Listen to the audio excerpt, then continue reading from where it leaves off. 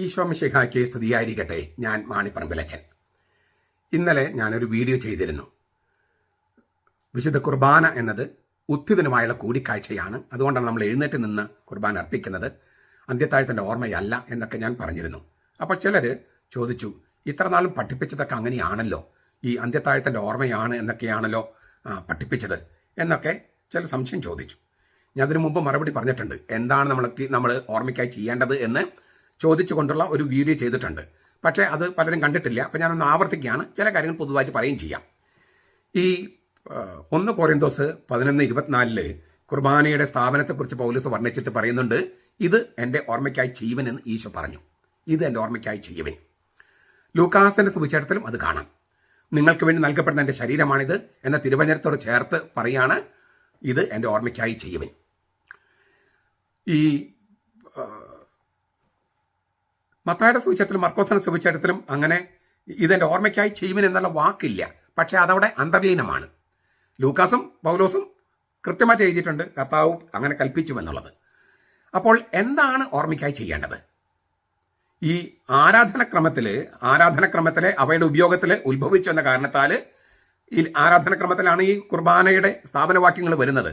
അതുകൊണ്ട് അത് ഓർമ്മയ്ക്കായി ചെയ്തിരുന്ന ഒരു സന്ദർഭത്തിൽ നിന്നാണ് അത് എഴുത്തിലേക്ക് വരുന്നത്. ആദ്യം ഉണ്ടായത് ലിറ്റർജി ആണല്ലോ, അല്ലേ? ഇത് നിങ്ങൾ വളരെ ഗൗരവത്തോടെ കാണണം. ഞാൻ മുമ്പ് പറഞ്ഞിട്ടുള്ളത് പിന്നെ ചിലത് ആവർത്തിക്കാണ് കേൾക്കാത്ത ഉള്ളത് കൊണ്ട്. ഈ കർത്താവ് യേശു മിശിഹ മരിച്ചത് എന്നാണ്? AD 33 April 3 AD 33 April 3. കർത്താവ് ഉത്ഥാനം ചെയ്തത് AD 33 ഏപ്രിൽ 5. തോമാസിലേക്ക് പ്രത്യക്ഷപ്പെട്ടത് AD 33 ഏപ്രിൽ 12. ഇതെല്ലാം കൃത്യം തീയതികളാണ്. എന്നാണ് പുതിയ നിയമത്തിലെ ആദ്യത്തെ രചന എന്ന് വിചാരിക്കുന്നത് തെസ്സലോനിക്ക സഭയ്ക്ക് എഴുതിയ 1ാമത്തെ ലേഖനമാണ്. ഒരുപക്ഷെ ഗലാത്യ ലേഖനമായിരിക്കാം. അതെന്നാണ് എഴുതപ്പെടുന്നത്? AD 50.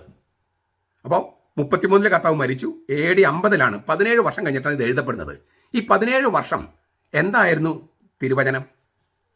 എവിടെയായിരുന്നു തിരുവചനം സൂക്ഷിക്കപ്പെട്ടത്? സഭയുടെ ലിറ്റർജിയിലാണ്.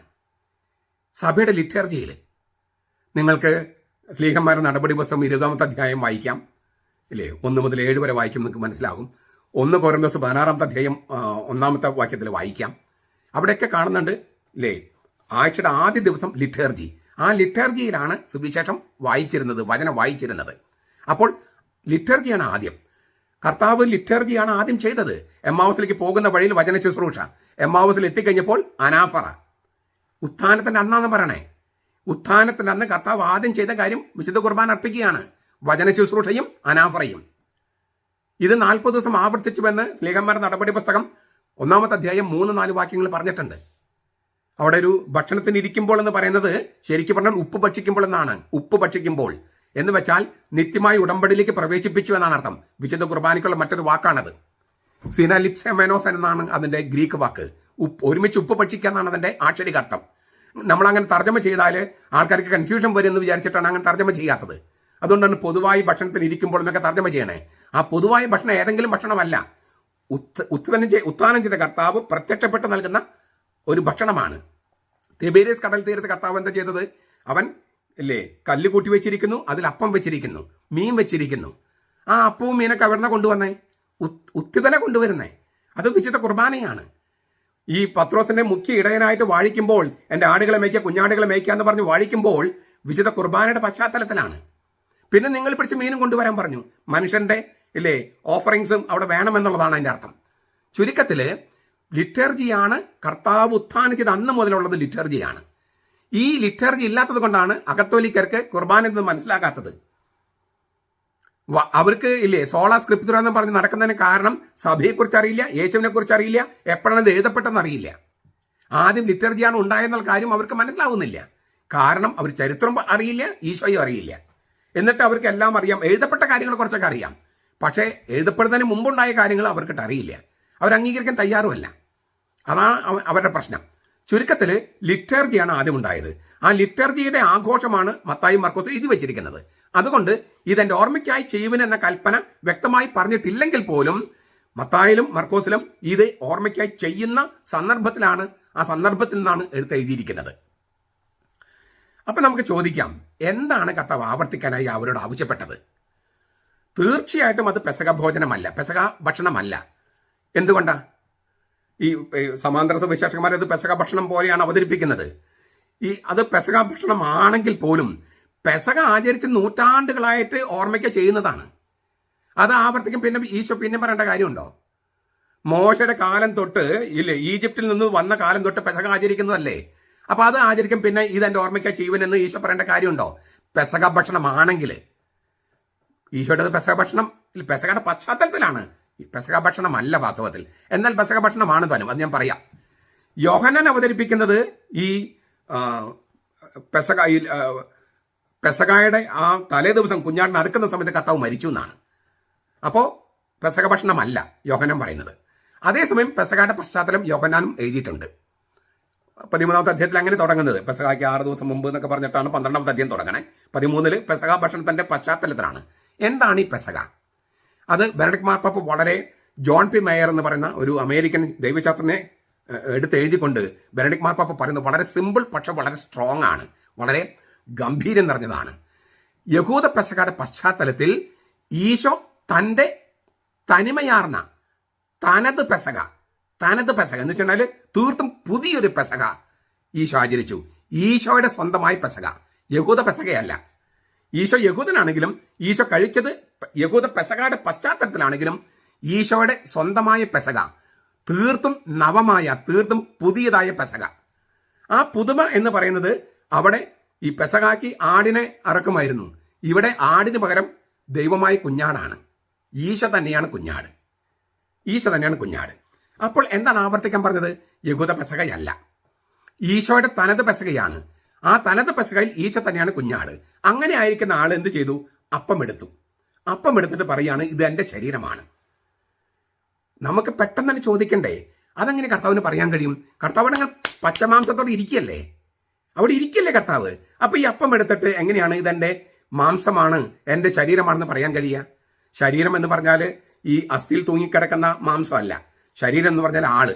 ശരീരത്തിന് ഉയർപ്പിലും ഞാൻ വിശ്വസിക്കുന്നു പറഞ്ഞാൽ ആളുടെ ഉയർപ്പിൽ, ആത്മാവിന്റെ ഉയർപ്പിലല്ല, ആളുടെ ഉയർപ്പിൽ നമ്മൾ വിശ്വസിക്കുന്നതാണ്. ആത്മാവിന്റെ ഉയർപ്പിലല്ല ക്രിസ്ത്യാനികൾ വിശ്വസിക്കുന്നത്, ആളുടെ ഉയർപ്പിലാണ്. ശരീരം എന്ന് പറഞ്ഞാൽ ഇത് ഞാനാണ്, എന്റെ ആളത്വമാണ്, ഇത് ഞാനാണ്. ദിസ് ഇസ് മീ മൈസെൽഫ്, ഇത് ഞാൻ തന്നെയാണ്. ഇത് എന്റെ ശരീരമാണെന്ന് പറഞ്ഞാൽ ഇത് ഞാൻ തന്നെയാണെന്നാണ്. പക്ഷെ അപ്പോഴും ചോദിക്കാം, കർത്താവിന് എങ്ങനെ അത് പറയാൻ കഴിയും? കർത്താവോട് ഇരിക്കല്ലേ. അപ്പൊ ഇതെന്റെ ശരീരമാണ്, ഇതെന്റെ മാംസമാണെന്ന് എങ്ങനെ പറയാൻ കഴിയും?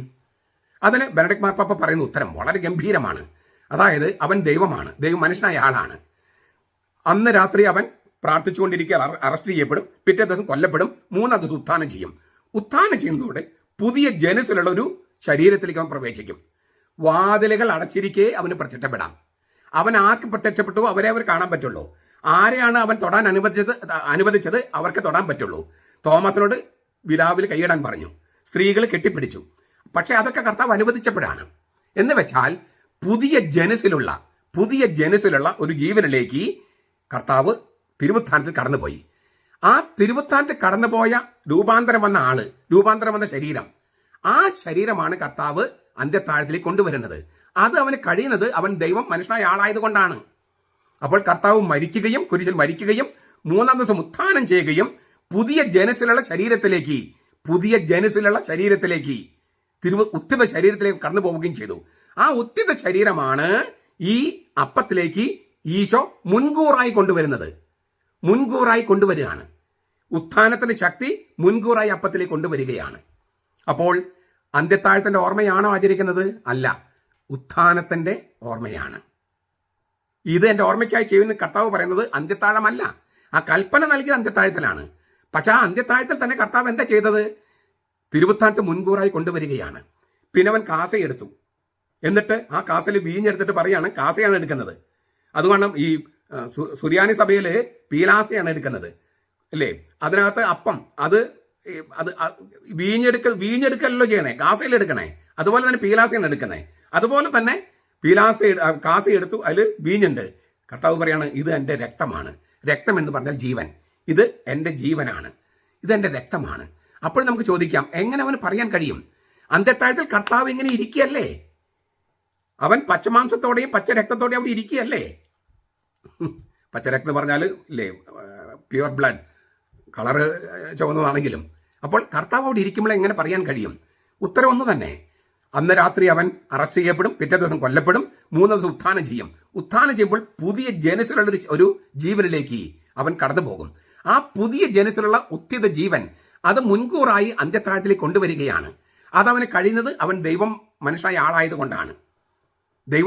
ആളായതുകൊണ്ടാണ്. അതുകൊണ്ട് മാത്രമാണ്. അതുകൊണ്ടാണ് തിരുവുത്ഥാനമില്ലെങ്കിൽ കുർബാനയില്ല എന്ന് ബെനഡിക്ട് മാർപ്പാപ്പ പറയുന്നത്.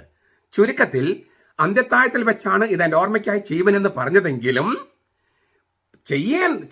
ചെയ്യേണ്ടിയിരുന്നത് കർത്താവിന്റെ തനത് പെസകയാണ്. ആ തനത് പെസക എന്ന് പറയുന്നത് അവന്റെ ബലിയാണ്. ബലി എന്ന് പറയുന്നത് കുരിശുമരണവും കഴിഞ്ഞ ഉത്ഥാനവുമാണ്. അതാണ് കർത്താവ് മുൻകൂറായി കൊണ്ടുവരുന്നത്. പിന്നെ എന്തുകൊണ്ടാണ് നമുക്കൊരു സംശയം വരുന്നത്? നമ്മൾ പാട്ട് പുക്താന ഹോൻ പുക്താനത്തെ മിശിക എന്നാണ് സുറിയാനി നമ്മൾ കുർബാന ആരംഭിക്കുമ്പോൾ ചെയ്യുന്നത്. കുരിശ് വരച്ചിട്ടല്ല നമ്മൾ കുർബാന തുടങ്ങുന്നത്. മറിച്ച് പുക്താന ഹോൻ എന്ന് ചോദിക്കുകയാണ് വൈദികൻ. പുക്താന ഹോൻ എന്ന് പറഞ്ഞാൽ ഞാൻ ബലി അർപ്പിക്കട്ടെ, അപ്പോൾ മിശിഹായുടെ കൽപ്പന അനുസരിച്ച് അങ്ങ് ബലി അർപ്പിച്ചാലും എന്നാണ് മറുപടിയായിട്ട് ജനങ്ങൾ പറയുന്നത്. ആ സുറിയാനി വാക്കുകളുടെ പ്രയോഗങ്ങളുടെ മലയാളം പാട്ടുരൂപത്തിലാക്കിയപ്പോൾ അന്നാ പെസക തിരുനാളിൽ കർത്താവ് അരുളിയ കൽപ്പന പോൽ. അപ്പൊ ആൾക്കാർ വിചാരിക്കുന്നത് പെസക തിരുനാളില് കർത്താവ് നൽകിയ കൽപ്പന അനുസരിച്ച് ഈ അന്ത്യത്താഴം ആവർത്തിക്കാനായിട്ട് പറഞ്ഞു എന്നാണ് ആൾക്കാർ തെറ്റിദ്ധരിക്കുന്നത്. അന്ത്യത്താഴം ആചരിക്കാനാണെങ്കിൽ നമ്മൾ ഇങ്ങനെ ചെരിഞ്ഞ് കിടന്നാണ് ചെയ്യുക. ഞാൻ ഇന്നലെ കാണിച്ചല്ലോ, അന്ത്യത്താഴത്തിരുന്ന രീതിയൊക്കെ കാണിച്ചു. പത്രോസ് എവിടെയാണ്, യൂദാസ് എവിടെയാണ്, കർത്താവ് എവിടെയാണ് ഒക്കെ ഞാൻ കാണിച്ചായിരുന്നു ഇന്നലത്തെ വീഡിയോയിൽ. അപ്പൊ നമ്മൾ അന്ത്യത്താഴത്തിന് ഓർമ്മയാണെങ്കിൽ നിലത്ത് ഇരുന്ന് ചരിഞ്ഞ് കിടന്ന് ചെയ്യുമായിരുന്നു. ഇപ്പൊ നമ്മൾ എഴുന്നേറ്റ് നിന്ന് ചെയ്യുന്നു. കാരണം എന്താണ്? ഉത്ഥാനം ചെയ്തവനെയാണ് നമ്മൾ, ഉത്ഥാനം ചെയ്തവനുമായിട്ടാണ് നമ്മുടെ കൂടിക്കാഴ്ച. അപ്പൊ ഞാനിത് പറഞ്ഞതിന്റെ കാര്യം എന്താണ് ഓർമ്മയ്ക്കായി ചെയ്യേണ്ടത് എന്നുള്ളതിന്റെ സംശയം തീർക്കാനാണ്. ഇതൊരു കാര്യം കൂടി ഞാൻ പറഞ്ഞാൽ കുറച്ചും കൂടി വ്യക്തമാകും. ഈ അന്ത്യത്താഴത്തിൽ അവൻ എന്താണ് ഈശോ ചെയ്തത്? അവൻ എവുക്കരിസ്തയോ കൃതജ്ഞതാസ്തോത്രം ചെയ്തെന്നാണ്.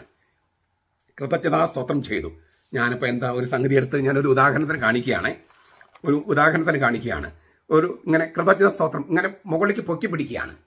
ഈ ഇങ്ങനെ മുകളിലേക്ക് പൊക്കി പിടിക്കുന്നതിനെയാണ്, ദൈവത്തിന്റെ ഉപയോഗത്തിനായി പൊക്കി പിടിക്കുന്നതിനെയാണ് കൃതജ്ഞതാസ്തോത്രം എന്ന് പറയണേ. അല്ലേ? ദൈവത്തിന് കൃതജ്ഞത അർപ്പിക്കുകയാണ്. ഇത് നീ തന്നതാണ്, ഈ ഭൂമിയിൽ നീ തന്ന സംഗതിയാണ്. അപ്പമാണെങ്കിലും വീഞ്ഞാണെങ്കിലും നീ ഭൂമിയിൽ നീ തന്നതാണ്.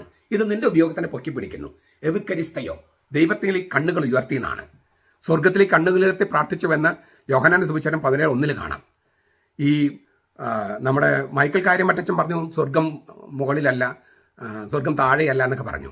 പക്ഷെ കർത്താവ് സ്വർഗത്തിലെ കണ്ണുകൾ ഉയർത്തി എന്ന് യോഹന്നാൻ 17:1 എഴുതിയിട്ടുണ്ട്. കർത്താവ് പല പ്രാവശ്യം പ്രാർത്ഥിച്ചപ്പോഴൊക്കെ സ്വർഗത്തിലെ കണ്ണുകൾ ഉയർത്തിയിട്ടാണ്. അങ്ങനെ സ്വർഗത്തിലേക്ക് കണ്ണുകൾ ഉയർത്തിയിട്ടാണ് ഈശോ പ്രാർത്ഥിച്ചത്. നമ്മൾ ഈശോടൊപ്പം നിൽക്കുമ്പോഴും സ്വർഗത്തിലെ കണ്ണുകൾ ഉയർത്തിയാണ് പ്രാർത്ഥിക്കുന്നത്. എന്നിട്ട് സ്വർഗത്തിലേക്ക് പിതാവിന്റെ ഉപയോഗത്തിനായി ഇങ്ങനെ പൊക്കി പിടിക്കുകയാണ് അപ്പം അല്ലെങ്കിൽ വീഞ്ഞ്.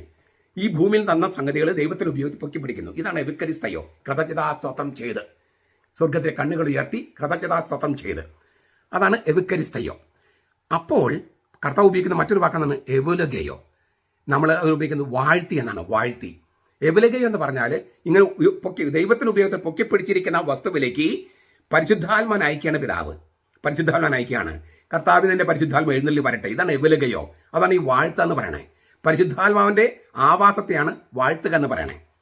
അത് കൂദാശിക്ക് പുറത്താണെങ്കിൽ അഭിഷേകം എന്നും പറയും. തൈലാഭിഷേകം കൂദാശിക്ക് ഉള്ളിലുമാണ്. ചില സമയത്ത് പരിശുദ്ധാത്മാവിന്റെ അഭിഷേകം എന്നത് കൂദാശിക്ക് പുറത്താകാം. അത് ദൈവിക ജീവൻ നൽകുന്നതല്ല. ചില വരദാനങ്ങൾ ഇപ്പോൾ ഈ കരിസ്മാറ്റിക് വരദാനങ്ങൾ ദൈവിക ജീവൻ നൽകുന്ന അഭിഷേകമാണെങ്കിൽ അത് കൂദാശിയാണ്. നമ്മൾ തൈലാഭിഷേകം എന്നാണ്, സ്ഥൈര്യലേപനം എന്നല്ല സുറിയാനി കത്തോലിക്കർ പറയുക, തൈലാഭിഷേകം എന്നാണ്. പരിശുദ്ധാത്മന്റെ ആവാസത്തെയാണ് തൈലാഭിഷേകം എന്ന് പറയണേ. അതുപോലെ എല്ലാ കൂദാശികളിലും പരിശുദ്ധാത്മന്റെ ആവാസമുണ്ട്. ദൈവിക ജീവൻ നൽകുന്ന ആ കർമ്മത്തെയാണ് പരിശുദ്ധാത്മാവ് വന്ന് ദൈവിക ജീവൻ നൽകുന്നതിനെയാണ് കൂദാശ എന്ന് പറയണേ. അല്ലാത്ത സമയത്തുള്ളത് വരദാനങ്ങൾ പറഞ്ഞു. അത് കൂദാശ അനുകരണങ്ങൾ പോലെയോ അല്ലെങ്കിൽ പൗലോസ്ലീഹ പറയുന്നത് സഭയെ കെട്ടിപ്പടുക്കാൻ വേണ്ടിയിട്ട് ചില ആളുകൾ കൊടുക്കുന്ന വരദാനങ്ങൾ അങ്ങനെയാണ്. അപ്പൊ ഞാൻ ഒന്നുകൂടി പറയാണ്, ദൈവത്തിന്റെ ഉപയോഗത്തിനായി ദൈവം തന്ന സംഗതികൾ ഇങ്ങനെ പൊക്കിപ്പിടിക്കുന്നു. അതാണ് എവുക്കരിസ്തയോ, കൃതജ്ഞതാസ്തോത്രം ചെയ്ത്. അപ്പോൾ ആ സമയത്ത് എവുലഗയോ, വാഴ്ത്തി എവുലഗയോ, ബ്ലെസ്ഡ് എന്നാണ്. പരിശുദ്ധാത്മ നയിക്കുകയാണ്. നിന്റെ പരിശുദ്ധാത്മ എഴുന്നള്ളി വരട്ടെ എന്ന് പറയുകയാണ്. അപ്പോൾ പരിശുദ്ധാത്മ എഴുന്നള്ളി വരികയാണ്. ഇങ്ങനെ പൊക്കിപ്പിടിച്ചിരിക്കുന്ന സംഗതിയിലേക്ക് പരിശുദ്ധാത്മാവിനെ അയച്ച് അതിന് വാഴ്ത്തി അത് പുത്രന്റെ ആളത്വവും പുത്രന്റെ ജീവനുമായി രൂപാന്തരപ്പെടുത്തുകയാണ്. കാര്യം മനസ്സിലായോ? അപ്പൊ ഇതാണ് വാസ്തവത്തിൽ ചെയ്യാൻ പറയുന്ന കർത്താവ്. അന്ന് അന്ത്യത്താഴ്ചയിൽ കർത്താവ് ഉപയോഗിച്ച വാക്ക് ഈ രണ്ട് വാക്കുകൾ, എവുക്കരിസ്തയോ എവുലഗയോ. കർത്താവ് എന്താണ് അന്ത്യത്താഴ്ചയിൽ ചെയ്തത്, അത് ഇല്ലേ പുതുതായി ചെയ്തത്, അത് ആവർത്തിക്കാനാണ് പറഞ്ഞിരിക്കുന്നത്. ആ പുതുത് എന്ന് പറയുന്നത് അവൻ മരണത്തിലൂടെ കടന്ന് ഉത്ഥാനത്തിലേക്ക് പോകുമെന്നുള്ളതാണ് പുതുമ. മരണത്തിലൂടെ കടന്ന് ഉത്ഥാനത്തിലേക്ക് പോകുമെന്നുള്ളതാണ് അന്ത്യത്താഴത്തിൽ കർത്താവ് ചെയ്ത പുതുമ. അത് മുൻകൂറായി, ആ ഉത്ഥാനം, മരണവും ഉത്ഥാനവും മുൻകൂറായി അവൻ അന്ത്യത്താഴത്തിലേക്ക് കൊണ്ടുവന്നു. അത് അവന് കഴിയുന്നത് ദൈവം മനുഷ്യനായ ആളായതുകൊണ്ടാണ്. ഞാൻ ചിലതൊക്കെ ആവർത്തിച്ചതിന് കാരണം ഒറ്റ പ്രാവശ്യം കേട്ട മനസ്സിലാക്കാൻ പ്രയാസമുണ്ട്. മാത്രമല്ല, ഇത് നമ്മൾ തെറ്റായ കാര്യങ്ങൾ ഇങ്ങനെ പറഞ്ഞ് പഠിച്ച് പോയിട്ടുള്ളത് കൊണ്ട് തിരുത്താൻ വേണ്ടിയിട്ടാണ്. പിന്നെ ഞാൻ ബെനഡിക്ട് മാർപ്പാപ്പയുടെ പുസ്തകം നാസറത്തിൽ യേശു 2ാമത്തെ വോളിയത്തിലാണ് ഞാൻ വായിച്ചത്. ഇതൊക്കെ നിങ്ങൾ വായിക്കൂ. ഈ പുസ്തകങ്ങളൊക്കെ ബിബ്ലിയൽ, ആളൊരു ബിബ്ലിയൽ എൻ്റെ സ്ഥാപനത്തിൽ കിട്ടും. നിങ്ങൾ ബെനഡിക്ട് മാർപ്പാപ്പയുടെ പുസ്തകങ്ങൾ 6 ഞാൻ മലയാളത്തേക്ക് തർജ്ജമ ചെയ്തിട്ടുണ്ട്. നിങ്ങളതൊന്ന് വായിക്കൂ പ്ലീസ്.